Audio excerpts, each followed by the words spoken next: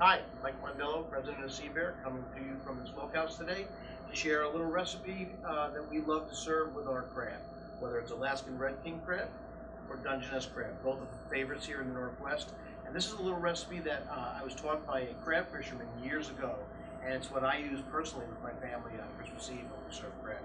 So very, very simple. 4 ingredients: olive oil, rice wine vinegar, poppy seeds, and chopped garlic. So you start with the rice wine vinegar, and I like to put in maybe half a cup, 3/4 of a cup. Then give it a little splash of olive oil. Okay. Shake in some poppy seeds, kind of cover the top of it. And then as much garlic as you'd like. I've got a heaping teaspoon here. Maybe put a little more in. We love garlic here.